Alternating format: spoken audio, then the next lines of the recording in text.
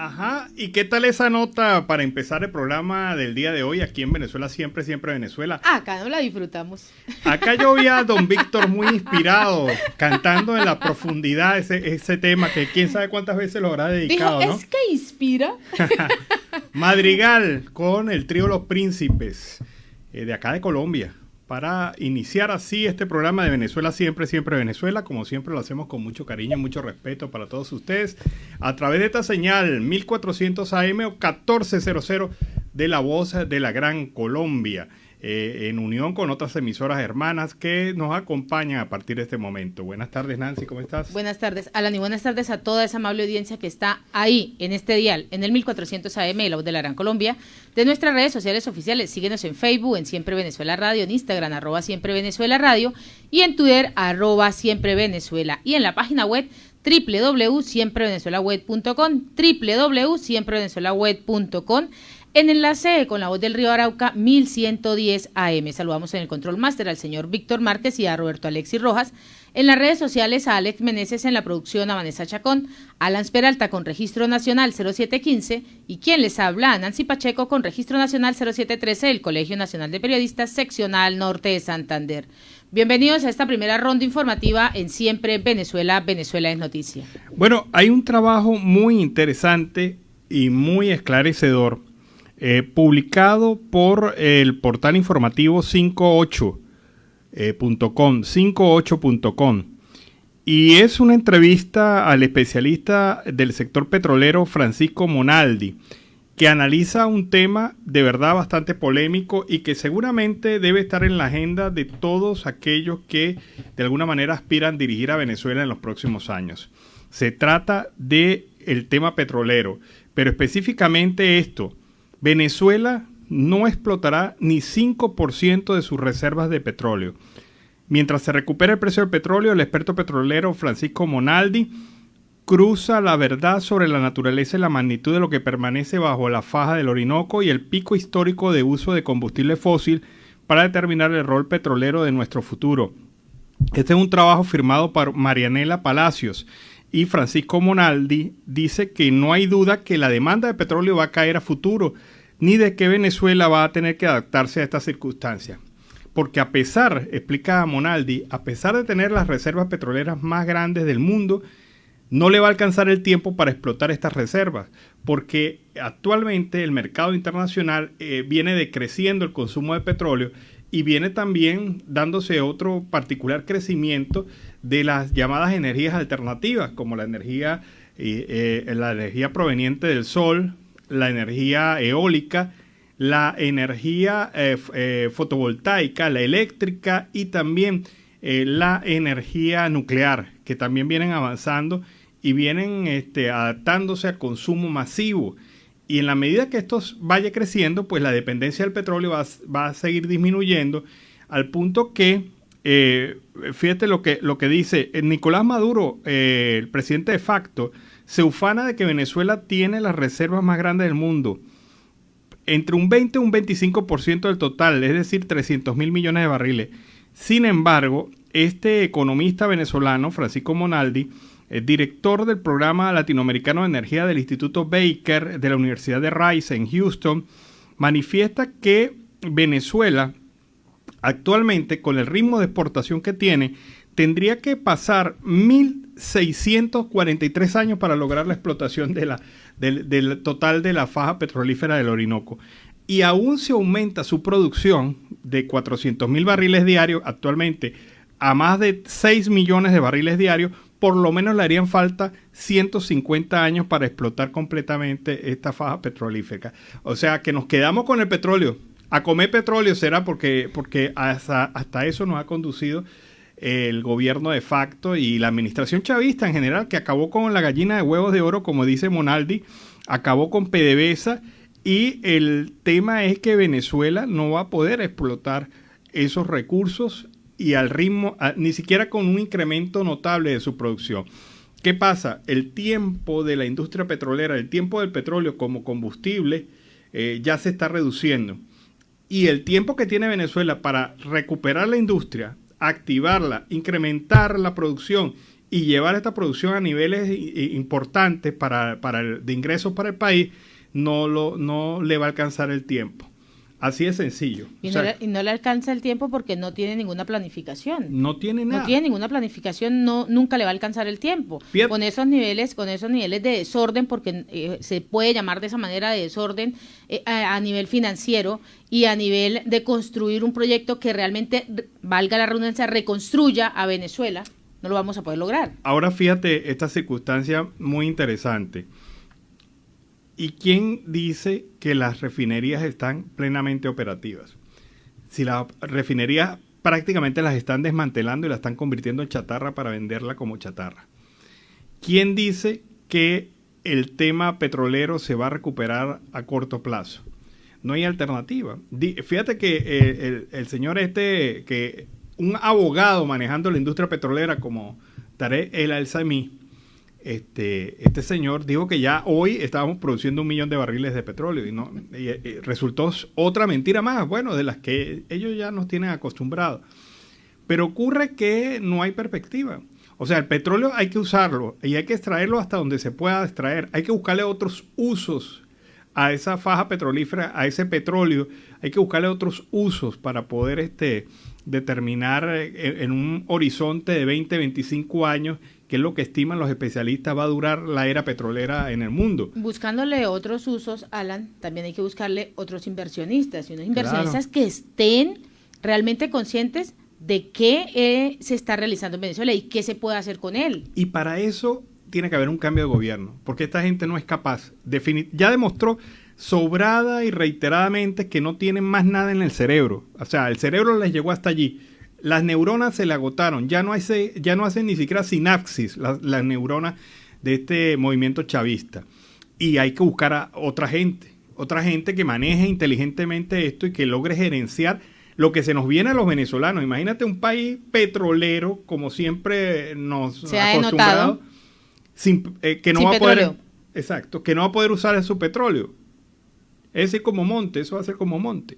Entonces se necesita otro tipo de gerencia, una gerencia inteligente capaz de conducir la nave en este proceso de transición de la era petrolera a la nueva era y la creación de nuevos productos para que Venezuela pueda sobrevivir económicamente, porque si no va a ser un país marginal, muy africanizado definitivamente, pero del nivel extremo, ¿no? Porque esto ha demostrado que Venezuela pues no tiene un rumbo claro en materia económica. Y me parece que Monaldi ha puesto el dedo en la llaga sobre un tema que nadie habla, sobre un tema que nadie dice. Venezuela tiene un horizonte de explotación petrolera que no pasa de 25 años. Y cada día que se pierde es un día que definitivamente condena a la sociedad venezolana a la pobreza extrema. ¿Habrá alguien que entienda el mensaje de Monaldi? ¿Habrá alguien dentro del país que empiece a generar primero, decirle a la gente la verdad? Porque esto hay que decírselo a los ciudadanos. Y que genere una expectativa diferente. Claro, una alternativa de país, de manejo de gerencia de país. O sea, hay que decirle a la gente, mire, señores, ese cuentico de que Venezuela es rica porque tiene petróleo se acabó. Ese cuentico de que Venezuela es una potencia petrolera, eso se acabó, y se acabó hace años, se acabó prácticamente con el inicio de la era chavista. Ese cuentico de que Venezuela, después que termine el gobierno de la era chavista, va a recuperar la industria petrolera al máximo, ese cuentico también se acabó. Entonces hay que decirle a la gente la verdad. Mire, la verdad es que hay que reformar las universidades, que hay que generar expectativas para la gente, que hay que transformar el pensamiento del venezolano, porque mientras el pensamiento del venezolano siga adherido al tema petrolero, no vamos a avanzar. ¿Qué es lo que hemos escuchado, Alan, durante varias entrevistas que ha realizado uno de nuestros corresponsales, Oliver Luyano? Muchos están enfocados en eso. Es que Venezuela, somos el país más rico. Venezuela tiene esto, pero ¿nos regresamos o no nos regresamos? ¿Hacemos o no hacemos? El gobierno nos tiene que solucionar. No, tenemos que buscar las alternativas, tenemos que buscar cuáles son esas acciones en las cuales se pueda reconstruir un país, pero ese país no se reconstruye ni en 2, ni en 3, ni en 4 años. No, tiene una destrucción de más de 22 años para reconstruirla. En pocos años es muy complicado. Es más, sabiendo también que la juventud, quien es ese potencial que va a reconstruir, ayudar a reconstruir a Venezuela, está saliendo del país, aún todavía más complicado. Claro, estamos perdiendo el bono demográfico, que es el que precisamente genera la riqueza de los países. Y la están ganando otros países latinoamericanos, incluso Colombia. Colombia está ganando parte del bono demográfico venezolano. Pero ¿qué ocurre? ¿Quién está hablando de estos temas hoy en Venezuela? Todo el mundo le teme. Sí, yo paso el radar y no veo... No encuentras nada. No veo a nadie. No encuentras nada. Dentro del chavismo, anulado. Un chavismo que ya no ha demostrado que es incapaz. O sea, el chavismo no puede manejar a Venezuela. No puede. El gran fracaso histórico de Venezuela ha sido haber tenido la mayor cantidad de ingresos petroleros en la historia de la nación y el peor desempeño económico, político y social del mundo. Porque el problema de Venezuela no es una medición solamente para Venezuela o para Latinoamérica, es una medición para el mundo. El caso de Venezuela es un caso de estudio mundial. Y entonces uno se dice, y uno analizando esto, a mí me timbró el artículo de Monaldi, y me timbra porque Monaldi tiene la razón. Chicos, no estamos hablando del país dentro de 25 años. ¿Qué será Venezuela cuando ya ni siquiera pueda vender petróleo? Si seguimos así, ¿no? Si seguimos así. Si no existe el cambio de gobierno. Claro, si no existe el cambio de gobierno, es que tiene obligatoriamente que haber un cambio de gobierno para que Venezuela como país tenga viabilidad. Y si no existe un corte de paradigma de quienes están intentando realizar algo por Venezuela, generar ese cambio, esa transformación, pero tiene que romper ese paradigma que está ahí estancado. Y para romper el paradigma hay que empezar a hablar con la verdad. Y la verdad dura, porque la verdad no es fácil a veces, la verdad es dura. La verdad es, mire, señores, dependemos del petróleo, tenemos posibilidades con el petróleo en un lapso no mayor de 25 años. ¿Qué pasa con el país después de estos 25 años? ¿Qué va a pasar con Venezuela? ¿Qué queremos hacer de Venezuela? Mira, ahorita que dices en 20, 25 años, uno de nuestros invitados en el horario de la tarde decía, ¿qué va a pasar con los niños en 20 años? Claro, con la desnutrición, con los problemas que tenemos social. Mire, es que la tormenta perfecta en Venezuela se sumó. Por un lado, un petróleo en declive. Por el otro lado, una dirección social que cae, porque son incapaces. Pero tampoco quiere decir que del otro lado haya gente que esté hablando de este tema. Por lo menos no lo están hablando en este momento. Y deberían empezar a hablar y decirle a la gente la verdad como es. Hay que trabajar. Hay que fomentar el tema del trabajo, la cultura del trabajo, la cultura de la innovación, la cultura de la ética y la responsabilidad social, la cultura de la emocionalidad y el respeto por el medio ambiente, la cultura vinculada a una sociedad que debe basar su compromiso en el tema del estudio, de la formación y de la capacidad, porque sin científicos, sin técnicos, sin especialistas, sin personas que tengan criterio universitario, Venezuela no sale de esto, definitivamente no sale de esto. Vamos a tratar de contactar a Monaldi, vamos a tratar de hablar con él, Francisco Monaldi, especialista petrolero, vamos a tratar de conectar con él porque me parece que uno de los trabajos más significativos de este momento reciente de Venezuela ha sido este trabajo de Francisco Monaldi, que está publicado, repito, en 58.com, 5 como palabra, 8 como número.com. Revíselo y busquen el trabajo de Francisco Monaldi que titula Venezuela no explotará ni 5% de sus reservas de petróleo. Y eso deja muy clara la calificación país, porque ¿qué país va a prestar con esa perspectiva? No, ninguno, en absoluto. Ninguna nación, ningún banco internacional se arriesga con un país con tan baja calificación y respaldo, sin reservas internacionales porque las acabaron. sin recurso petrolero aprovechable porque no está a corto plazo ese aprovechamiento. Yo leía en estos días que se necesitaba una inversión aproximada de unos 10.000 millones de dólares para recuperar un tercio de la capacidad de la industria petrolera. 10.000 millones de dólares. ¿Quién presta a Venezuela 10.000 millones de dólares con un horizonte de producción de 25 años? Esas son las grandes preguntas. Y aunque suene duro, aunque suene, mira, no, que dentro de 25 años ya estaré muerto, dirá alguno. Pero estamos hablando de una sociedad completa, de unos niños que ahora están desnutridos y que tendrán que enfrentar el reto de adultos de la recuperación de un país. En total destrucción, sí. Porque en este momento está en total destrucción.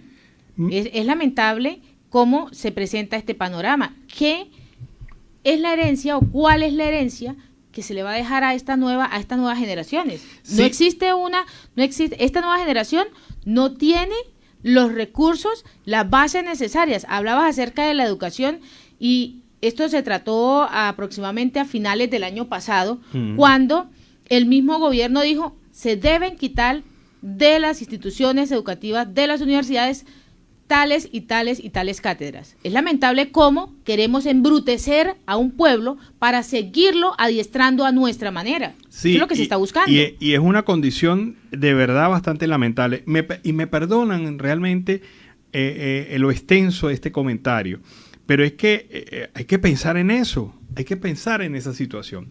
Vamos a escuchar la declaración de Verónica Herrera, hablando de otra cosa, de la selección de fútbol femenino de Venezuela. Ella expresa su opinión frente a las denuncias de abuso y por parte del entrenador de las categorías menores.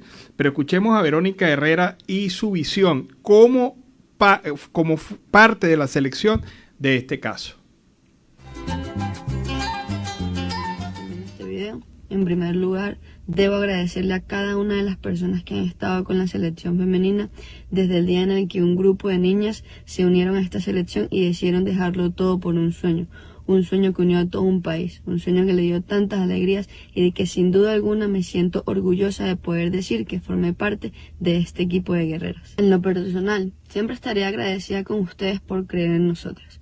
Desde pequeña me he caracterizado por siempre luchar por lo que creo que es correcto, por nuestros derechos y por la igualdad que creo que todos nos merecemos en este maravilloso gremio. Sin embargo, y como ya deben saber por la carta publicada anteriormente, hago este video con la finalidad de alzar mi voz ante las injusticias, siendo siempre fiel a los valores que se me fueron inculcados desde casa, donde reina la empatía, la tolerancia y sobre todo el respeto. Yo, Verónica Herrera, lamento profundamente las situaciones de abuso y acoso físico o psicológico por el que alguna de mis compañeras estaba pasando, y aún más lamento haber estado ahí sin saber que eso tan terrible estaba sucediendo. Bueno, fíjate esta declaración de Verónica Herrera, que es parte de esta selección de fútbol de Venezuela. Fútbol que es la única femenino. Que se ha pronunciado, ¿no? No, también o sea, pero a nivel del equipo individual, pero a nivel de gobierno no se ha manifestado nadie. No, y fíjate que la respuesta de la Federación Venezolana de Fútbol fue muy fría. O sea, sí les doy el apoyo, pero no mencionó. No me interesa. No mencionó nada de una investigación, no mencionó nada de una acción legal, no mencionó nada más allá de que yo te doy apoyo, pero así todo como, por debajo de la mesa. Sí, date una palmadita en el hombro y decirte sí, yo te apoyo, pero ya va, perdóname. Pero es que, fíjate, hasta qué grado hemos llegado en nuestra sociedad, que mucha gente, y esto tú lo ves en las redes después de la denuncia, mucha gente se ha pronunciado sobre el tema, pero es para criticar a las muchachas y para decir, pero ¿por qué tardaron tanto en denunciar? Mira, cuando se presentó el caso Colombia, se generaron muchas críticas, así como se vienen generando las críticas con las niñas venezolanas. Pero es que ellas utilizan unas pantalonetas muy cortas. Pero es que ellas están mostrando todo. Pero es que ellas... Caramba. Eso no justifica absolutamente nada del abuso de autoridad, porque esto es un abuso de autoridad. Además que hay que recordar que en ese momento ellas eran menores de edad, muchachas de 14, de 15, 16 años, que de alguna u otra manera fueron manipuladas por esa persona que desde su perspectiva de adulto y de mando de autoridad le hacía creer que eso era natural, que eso era normal, que era normal que en el camerino él hablara abiertamente de temas sexuales para unas niñas de 14 años, de 15 años, que mira, quizás la gente ha cambiado, los jóvenes han cambiado, pero yo creo que eso no son temas inapropiados por parte de un director técnico que no tiene nada que ver eso con el fútbol. En un escenario totalmente diferente. Claro, y eso no tiene nada que ver con el fútbol. O sea, de fútbol yo me imagino un director técnico hablando de jugadas, de experiencia, de técnicas, de cosas, de errores. De movimientos. De movimientos, pero hablar abiertamente de si las muchachas tenían relaciones o no tenían relaciones y cuándo las tenían y con quién las tenían, no me parece que sean temas apropiados para un camerino de fútbol femenino. Pero esto es lo que pasó y yo digo, bueno, es triste ver que todavía en nuestra sociedad hay personas que le echan la culpa a las muchachas, a esta selección, porque no denunciaron en el momento que tenían que haber denunciado. ¿Cuánto amedrantamiento tenían esas jóvenes para no perder ese cupo en la selección? Claro, ahora son mayores, ahora la mayoría de ellas ya tienen edad suficiente para racionalizar esto, pero el tema es que no se les puede criticar por eso. Lo que hay es que enfocar el pensamiento y la acción hacia el castigo a los responsables, porque el problema es que no solamente es el director técnico, sino que ya había algunas denuncias previas por parte de otras personas que habían dicho que eso estaba pasando y la Federación Venezolana de Fútbol hizo caso omiso. Nunca le prestó atención. Y pasó igual en Colombia. O sea, lo increíble es que la cadena de acción... La historia se repite. La historia es la misma. Lo que pasó aquí en Colombia, lo que pasó en Venezuela, lo que está pasando actualmente en Venezuela es lo mismo. Y en Siempre Venezuela siempre, vamos a una pausa comercial y musical. Ya regresamos. Bueno, y tenemos este tema, Pensando en ti, para ti, de Pasabordo.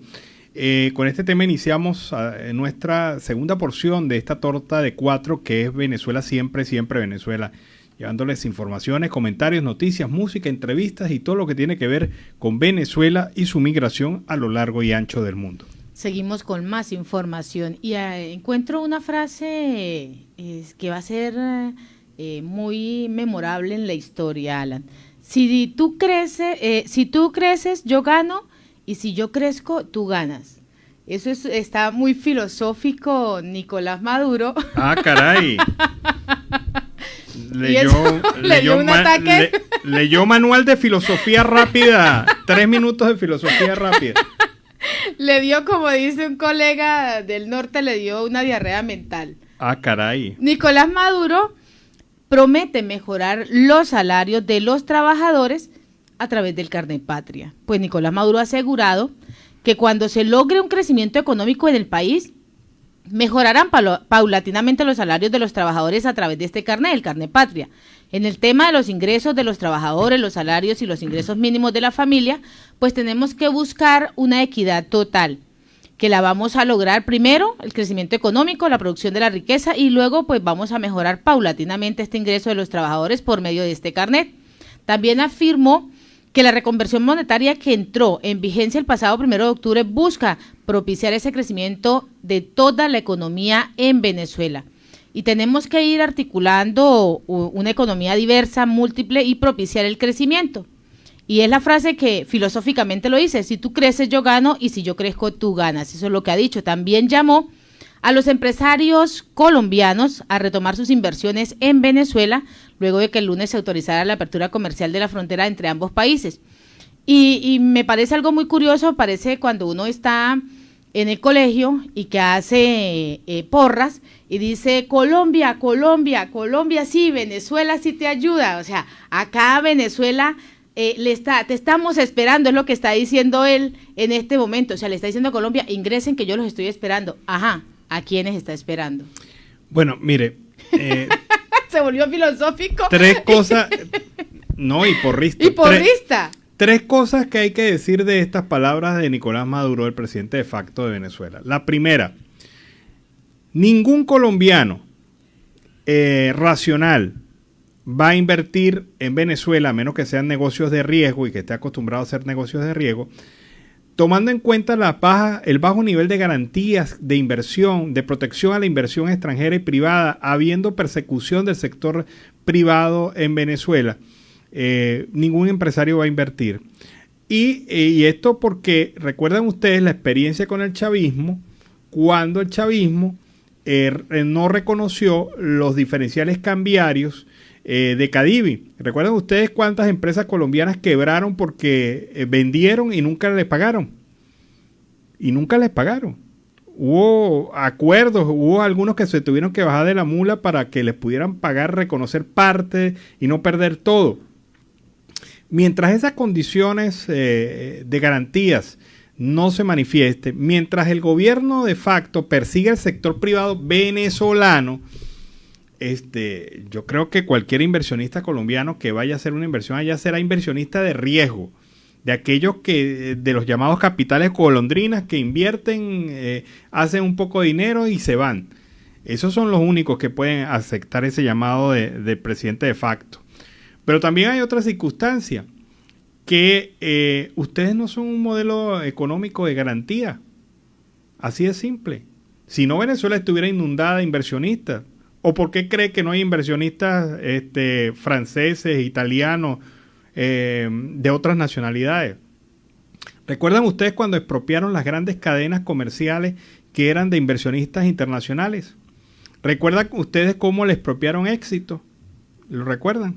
Que estaba en Venezuela. ¿Recuerdan ustedes cómo acabaron con Agroisleña, que era una inversión de españoles en Venezuela?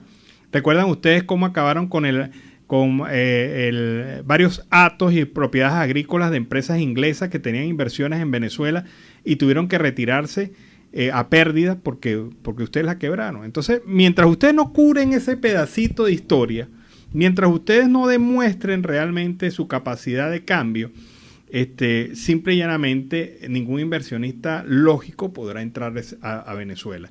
Pero además de eso hay otra cosa, es que ya nadie tiene confianza en el chavismo. Inversionistas no tienen confianza en el chavismo.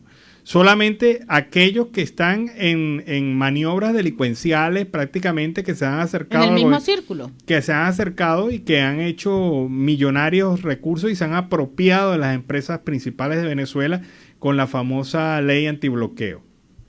Esos son los que entraron de su misma gente y de alguno que otro que estará pagando coima para poder mantenerse haciendo operaciones.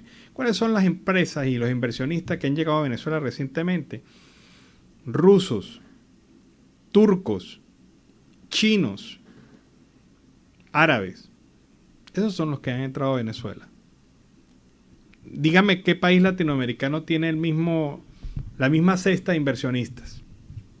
Entonces, bueno, esas son las verdades. Hoy estamos hablando de verdades. Esas son las verdades que no le gusta al chavismo. Ustedes no son capaces de manejar la Venezuela de hoy, ni mucho menos la Venezuela de mañana.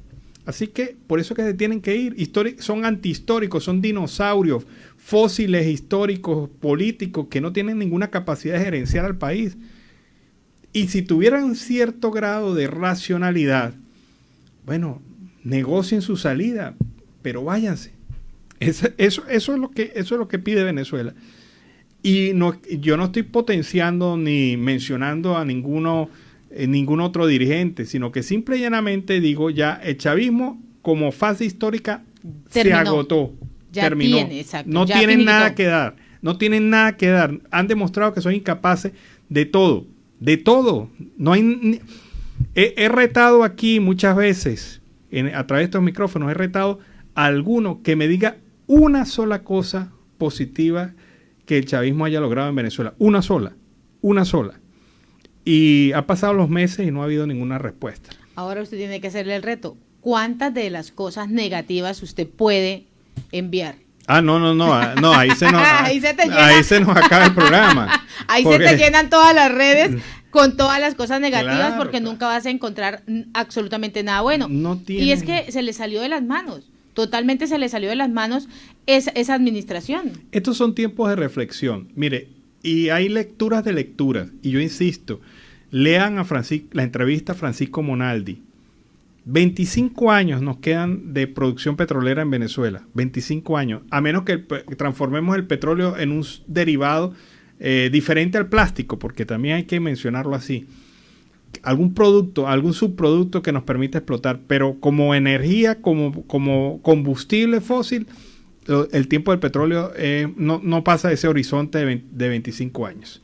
Entonces hay que pensar en un país, y este país no se merece el chavismo, definitivamente no se lo merece. Y en Siempre Venezuela siempre, vamos con el primer reporte de nuestro corresponsal, Oliver Luyano, el amigo de todos.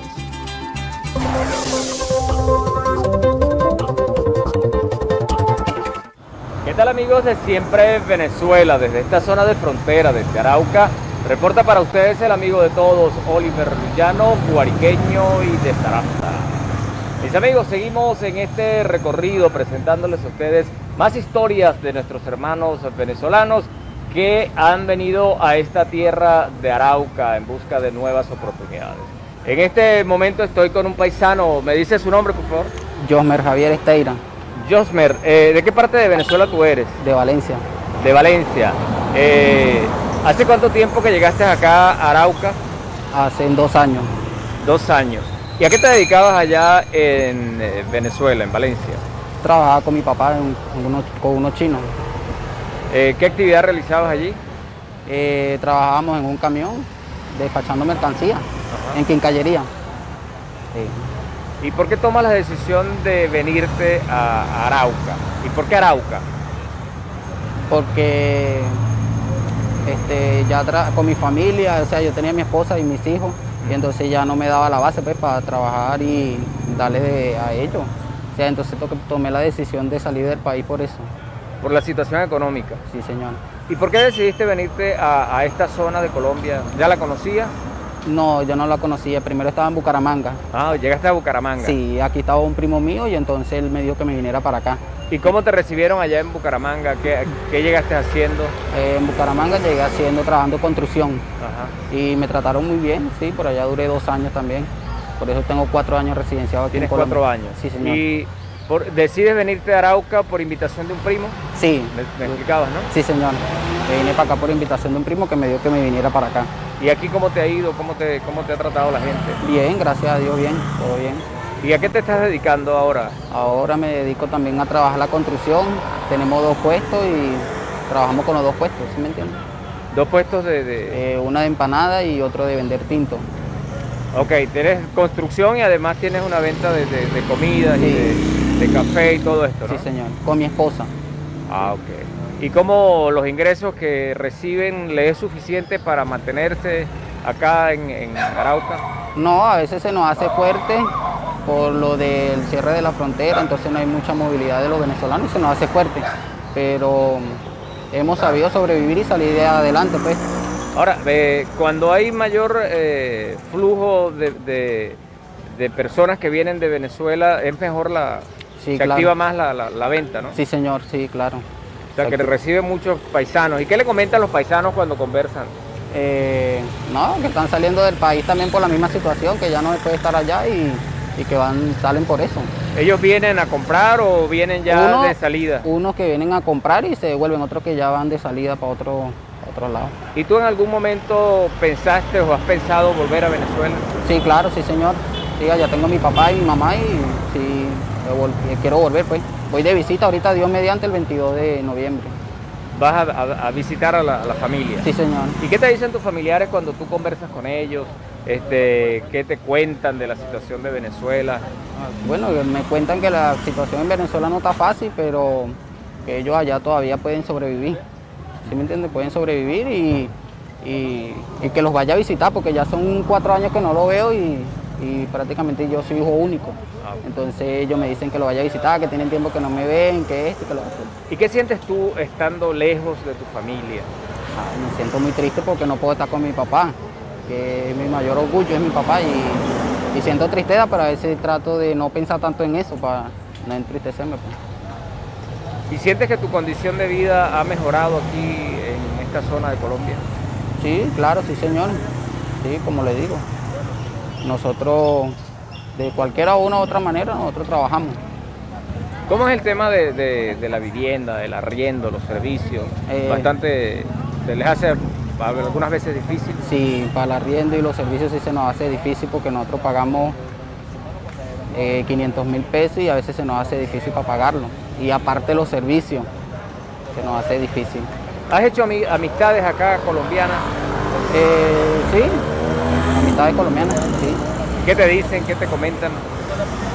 Bueno, no, ellos me dicen que ya como uno ya salió de la juventud de allá de Venezuela, que ya uno queda aquí. Yo le digo que no, porque o sea, mi familia está allá y yo soy venezolano. Y mis raíces todas son de allá. Aquí prácticamente tengo a mi esposa y a mis hijos, a más nadie.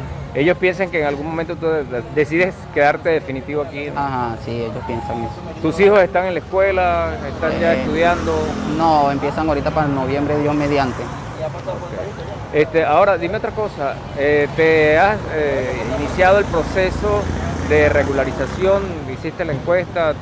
Sí, señor, hice la encuesta y para regularizarme aquí en Colombia y que haya más oportunidades para uno, pues como ya uno está con cédula o su carnet o lo que le den a uno, ya uno está mejor. ¿Qué mensaje tendríamos que darle a nuestros paisanos que vienen de Venezuela a esta zona de Colombia o que salen con otro rumbo, con otro destino? No, que sigan adelante y si la situación ya está fuerte, que sigan adelante y que salgan a trabajar, a buscar un futuro, seguir adelante. ¿Tú en algún momento soñaste que ibas a salir de Venezuela? No, señor, no lo soñé.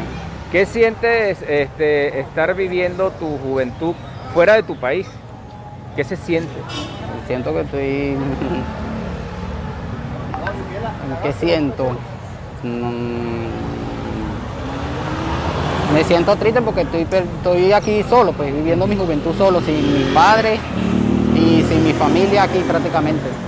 ¿Cómo sueñas tu Venezuela? ¿Cómo desearías que fuera? Que fuera un país como antes, que todavía trabajo, se podía comprar comida y vivíamos todo bien, recibíamos a todos prácticamente se iba todo venezolano, colombiano, peruano, se iban era para Venezuela porque todo estaba bien allá. Así desearía que fuera como antes, que todos estuviéramos bien. Bueno, quiero agradecerte, mi hermano, por compartir con nosotros tu historia y bueno, te deseamos el mayor de los éxitos para ti y para tu familia. Amén. Gracias. Amén. Mis amigos, un hermano más de Venezuela, de Valencia, que un joven que dice que su juventud la está viviendo fuera de su país. Añora volver a vivir en la Venezuela de antes, donde se compartía y se recibía también a nuestros hermanos, nuestros paisanos que venían que iban desde otros países. Mis amigos, desde esta zona de frontera, desde Arauca, reportó para ustedes el amigo de todos, Oliver Luyano, guariqueño y de Sarasta.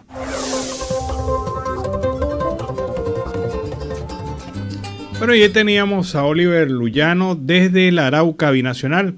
Bonita esta historia. Me gustó mucho la parte esta donde el entrevistado señalaba su amor por sus padres. Y de verdad que... Y por su patria, ¿no? Y por su patria, a pesar de todo, a pesar de todas las circunstancias. Y en Siempre Venezuela, siempre vamos a una pausa comercial y musical. Ya regresamos. Ay, ay, ay, ay, ay, ay. ¿Esta sintonía sí está bien? Sí, ahí va bien sintonizado. La mujer y la radio de Benito Quirós, tema con el que iniciamos la segunda hora del programa Venezuela Siempre, Siempre Venezuela. Así que no deje que otra radio se meta en su canal.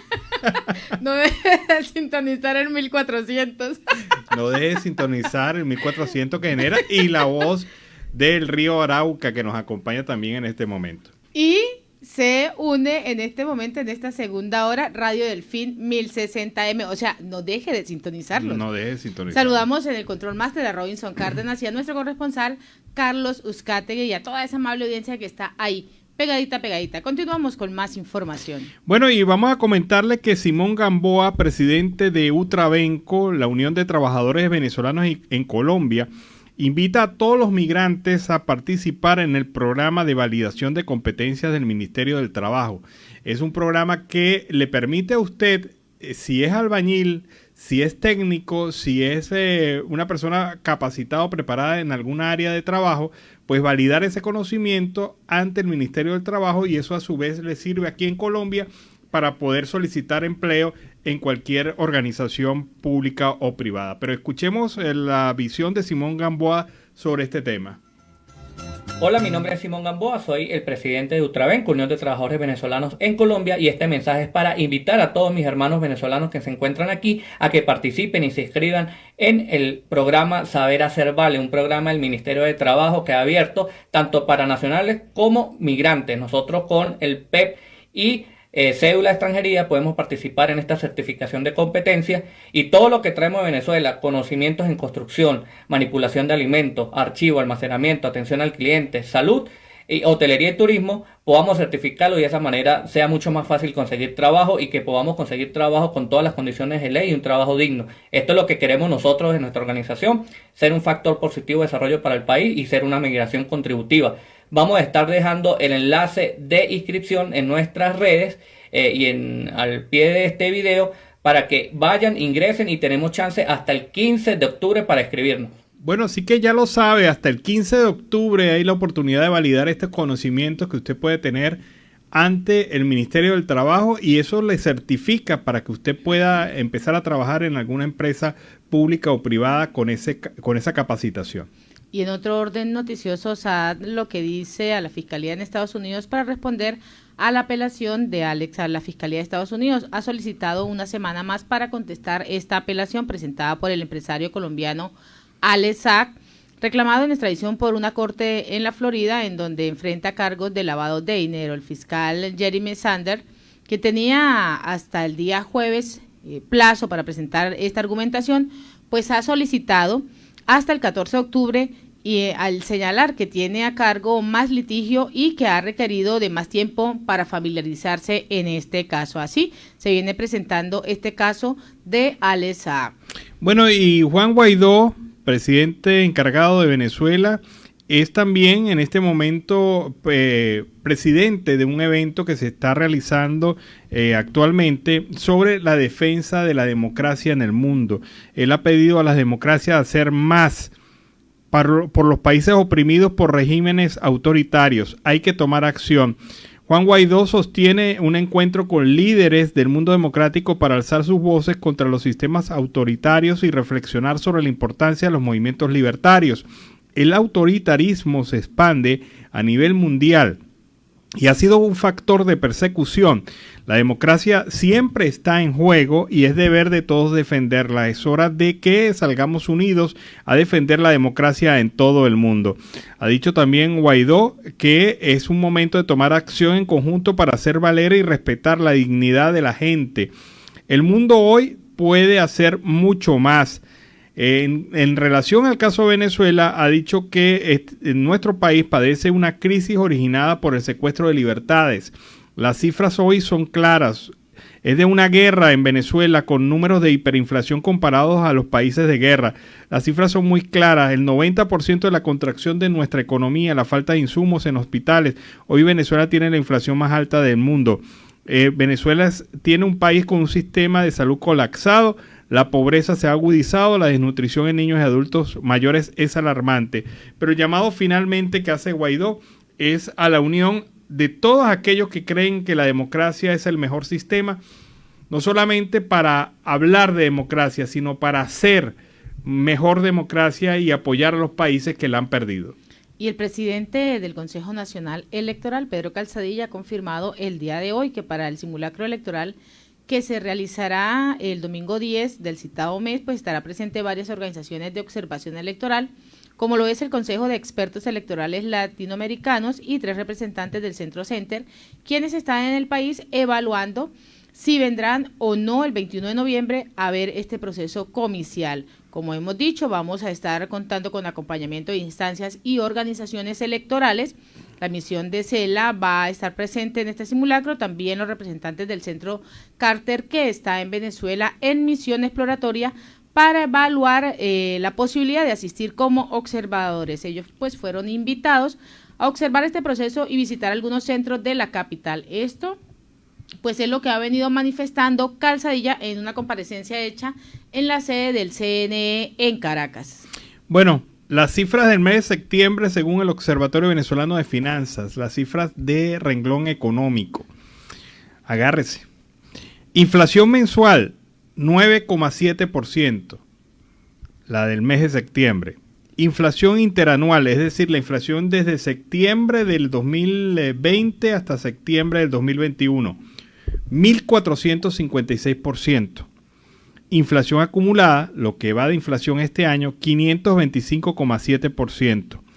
Esas son las cifras de la economía venezolana en este momento. Son las cifras del Observatorio Venezolano de Finanzas, porque el Banco Central de Venezuela, a quien le correspondería presentar estas cifras, no lo hace, obviamente, por razones políticas.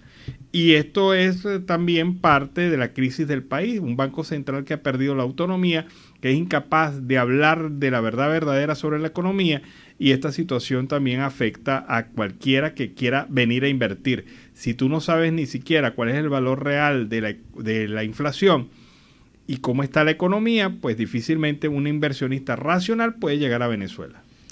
Cuando llega la época de Navidad, uno le coloca al árbol pues las bombolinas, ¿no? O a las maracas le coloca muchísimas más pepas. Pues esto es lo que SAT afirma.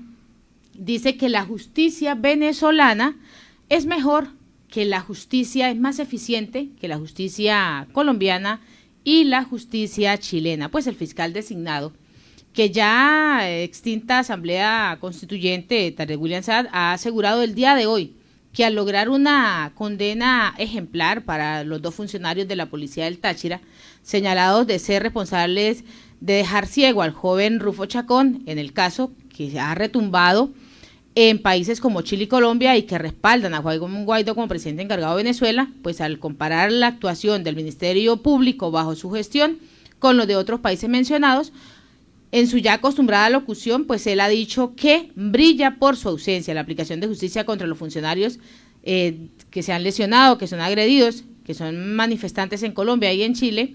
Pues declaraciones surgen mientras que la directora de la ONG Justicia, Encuentro y Perdón, Rosa Orozco, así con el grupo de víctimas solicitantes a la fiscal de la Corte Penal Internacional, toman las medidas necesarias para que se investiguen debidamente estos casos de crímenes de lesa humanidad cometidos en el país y pueden obtener justicia.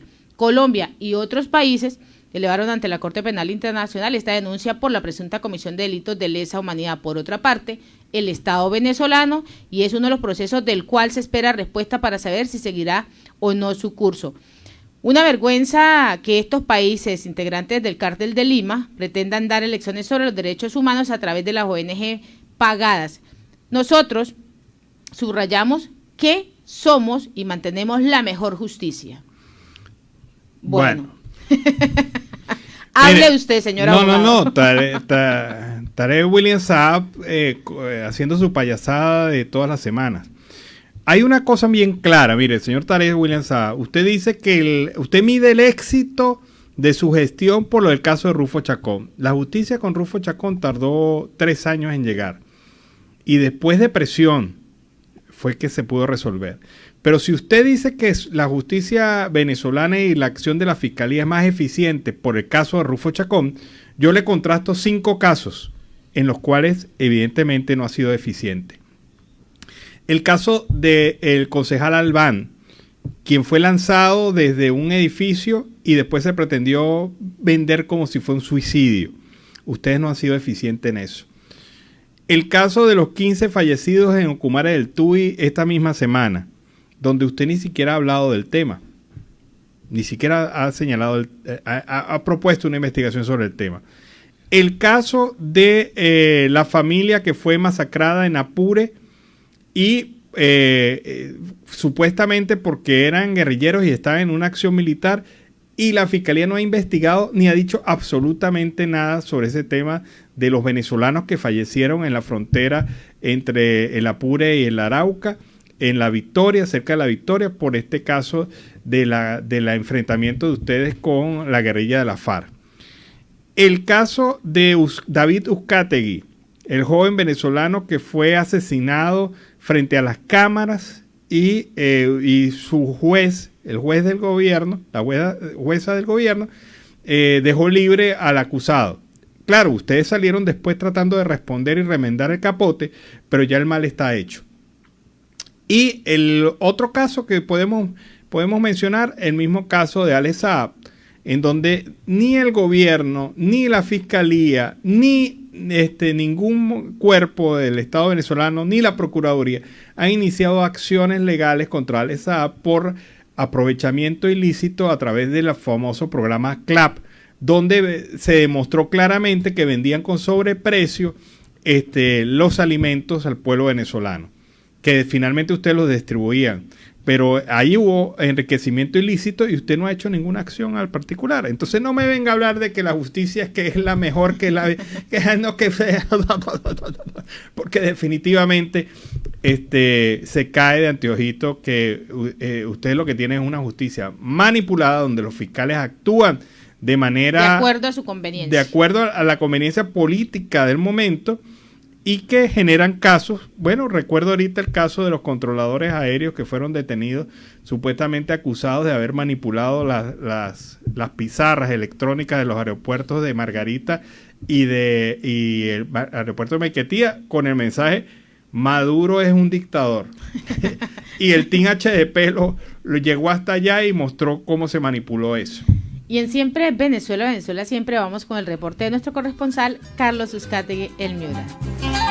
Saludos cordiales y una feliz tarde para todos desde el departamento de La Guajira. Carlos Uzcategui, El Miura, para el programa Siempre Venezuela, Venezuela Siempre. Una feliz tarde a Alan Peralta, Nancy Pacheco y ese gran equipo de producción.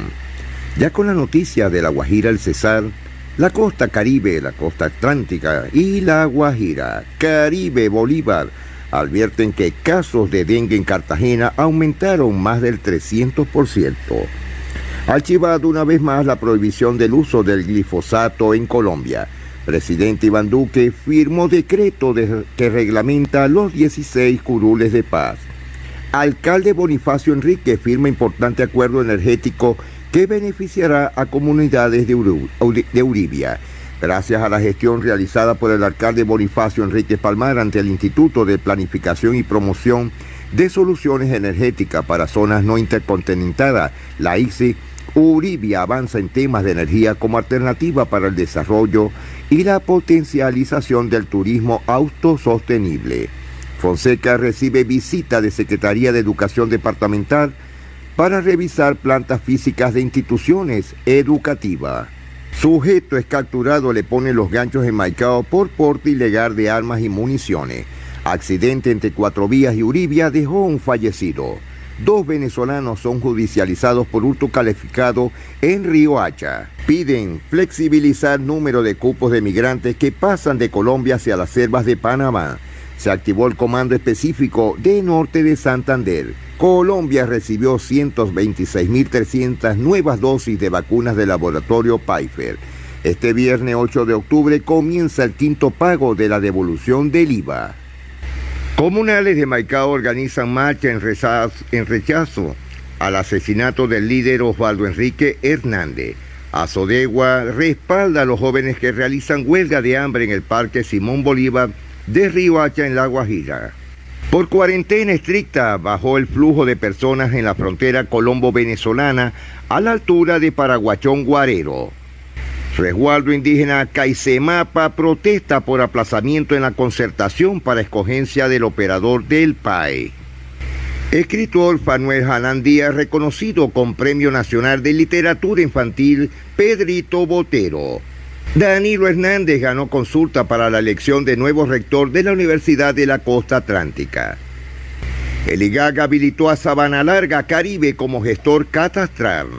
Nuevo centro de integración local para migrantes, un refugio para los venezolanos en Barranquilla. Barranquilla y municipios del Atlántico sin fallecidos por COVID-19, reportó el ministro de Salud.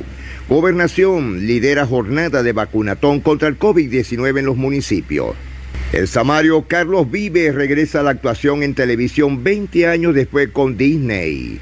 Jóvenes de fundación vuelven a arriesgar su vida en la línea férrea. Juan Carlos Ospino, presidente del Consejo de Barranquilla para el periodo 2022.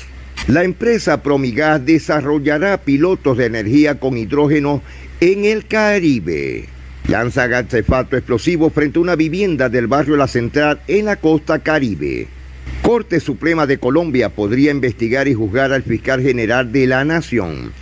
Colombia no es el lejano oeste, aquí hay policía y autoridad, lo dice el alcalde metropolitano Jaime Pumarejo.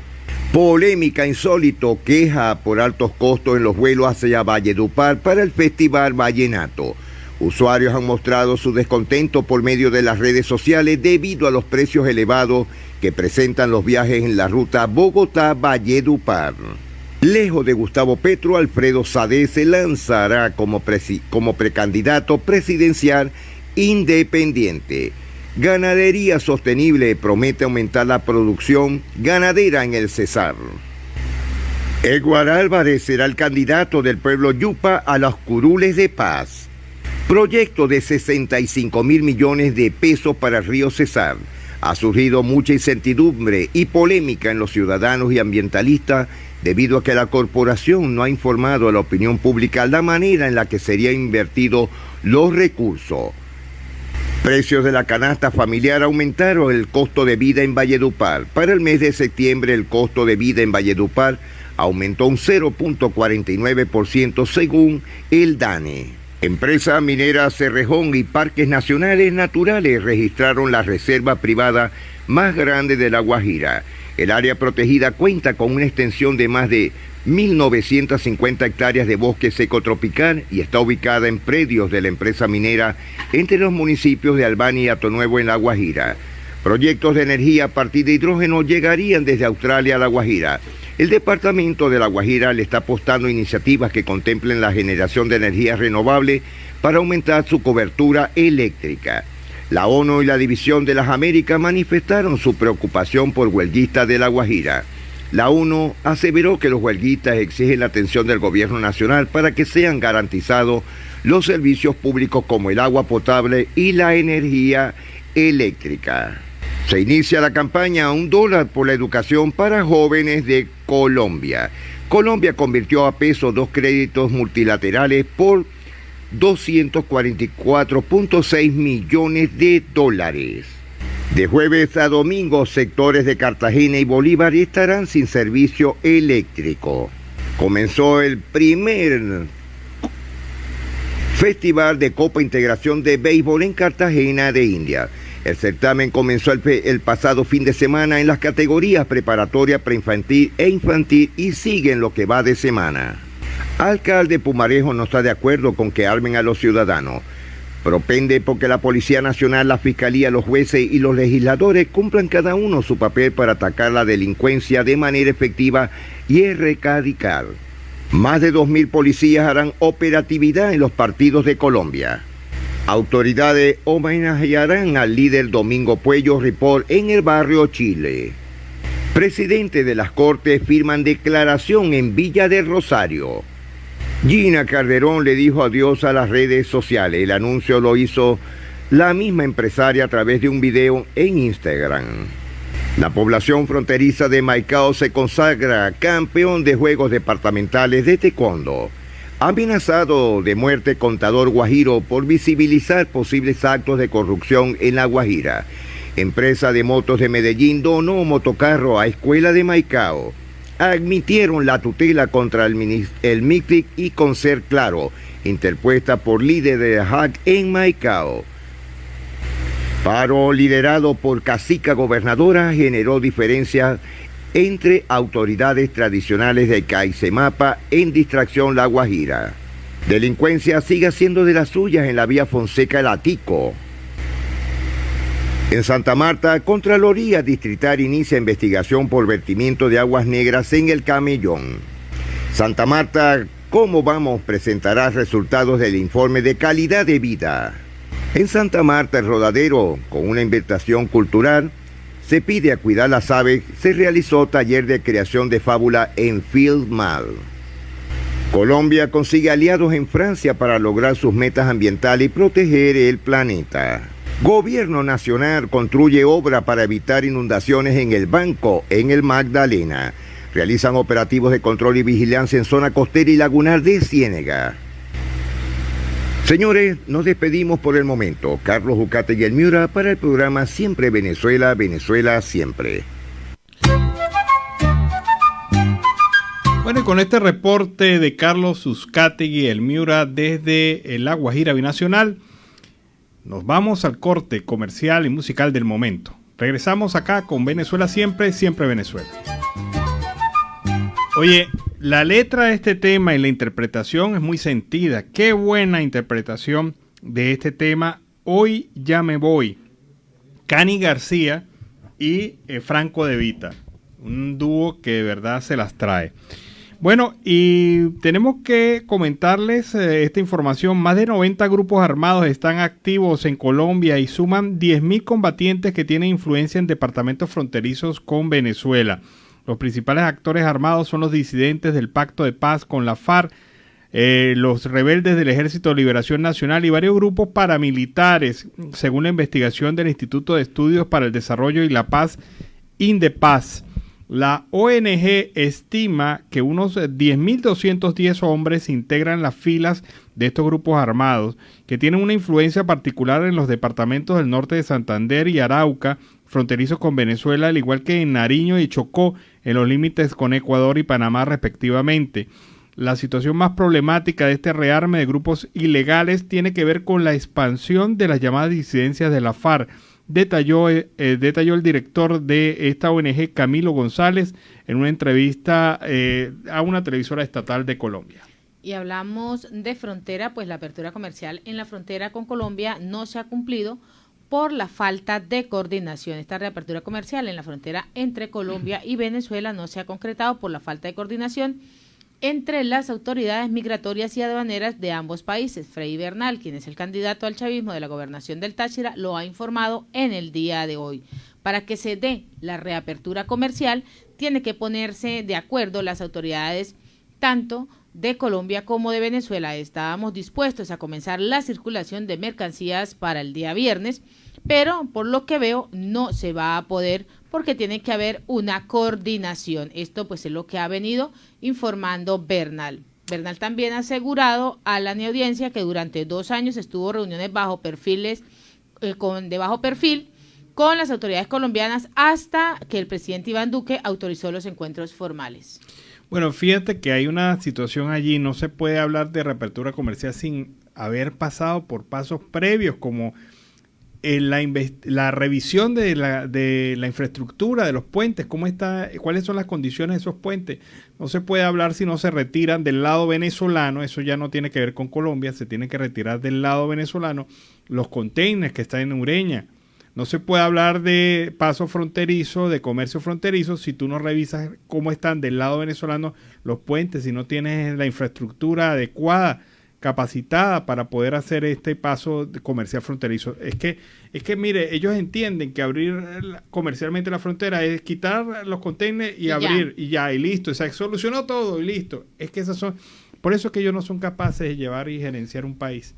Por esa situación, porque ese es su pensamiento. Su pensamiento es militarista. Es un pensamiento totalmente ilógico. Sí, y que consideran que se puede hacer lo que le da la gana nada más de palabra, así, dándole así. Bueno, y tenemos ¿el reporte? Sí, tenemos el segundo reporte de nuestro corresponsal Oliver Luyano, el amigo de todos.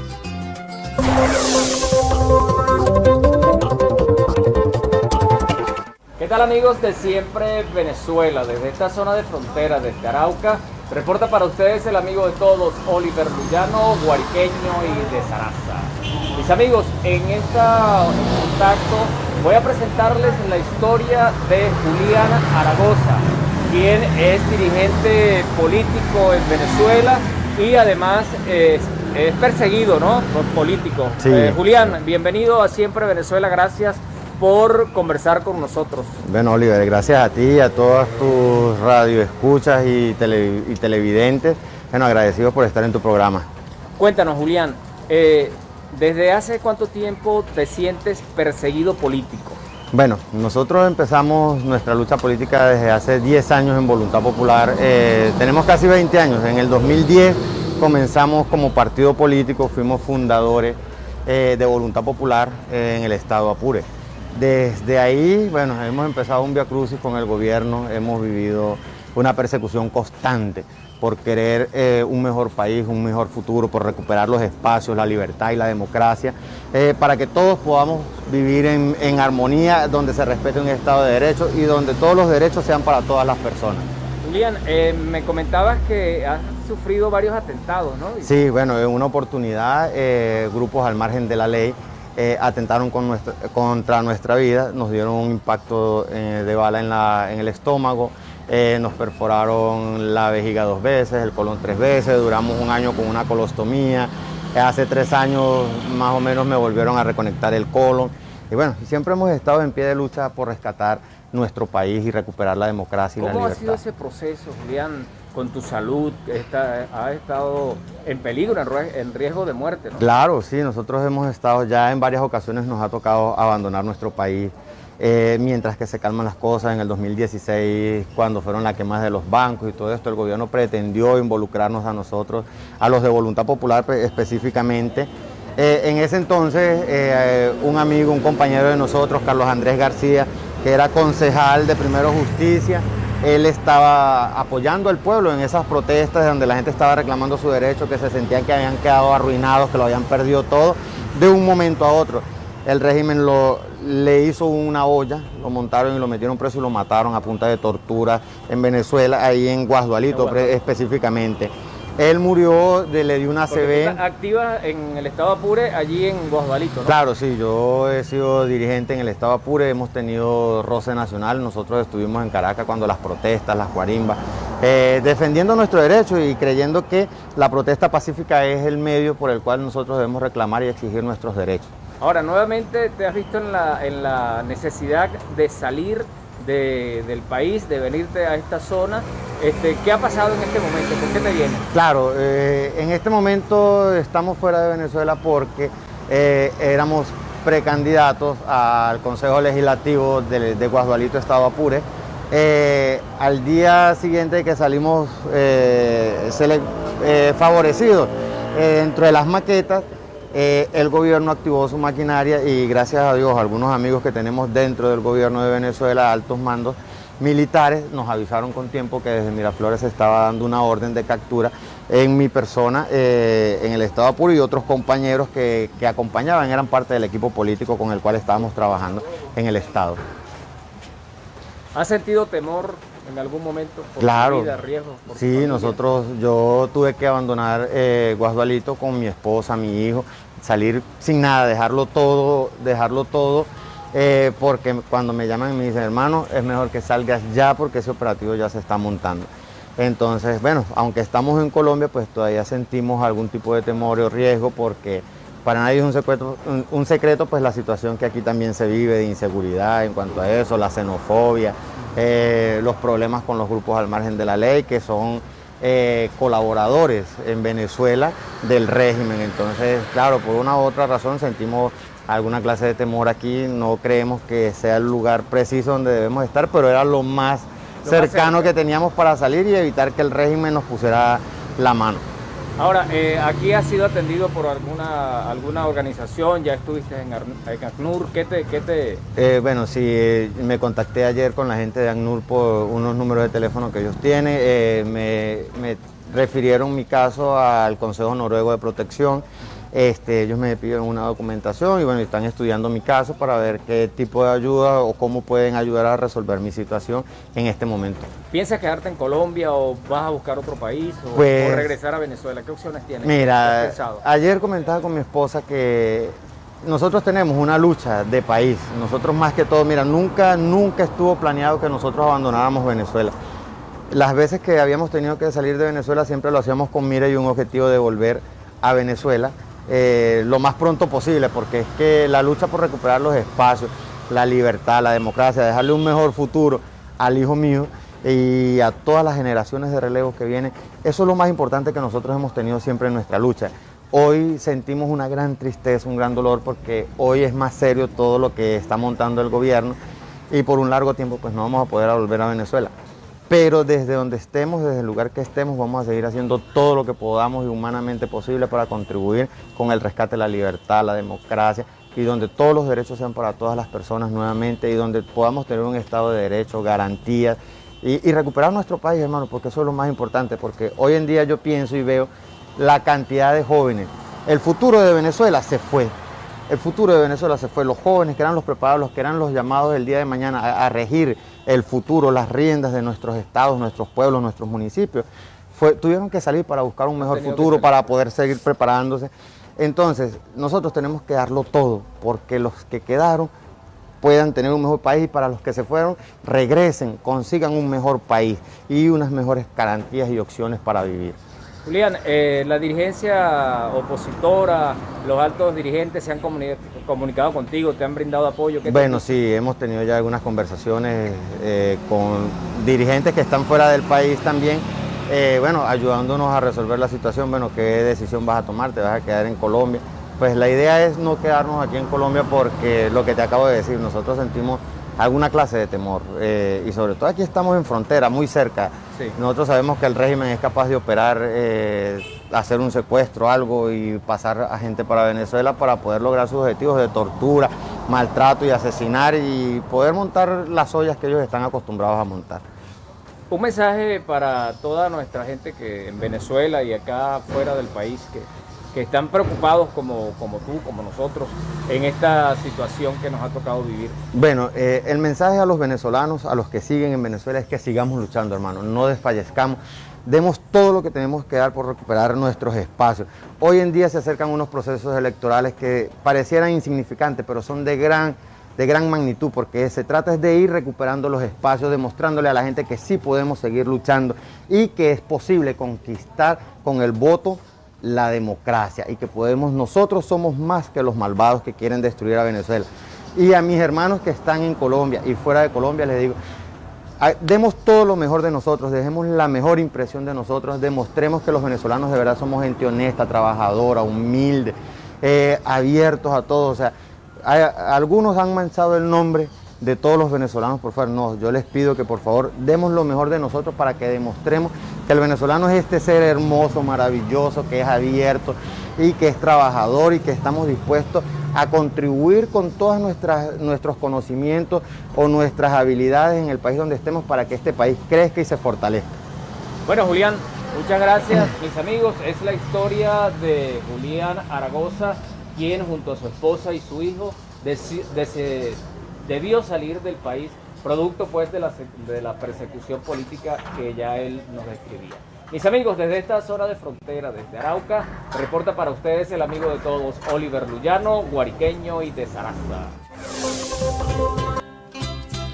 Bueno, difícil la situación y las decisiones que a veces se tienen que tomar por hacer vida política en Venezuela.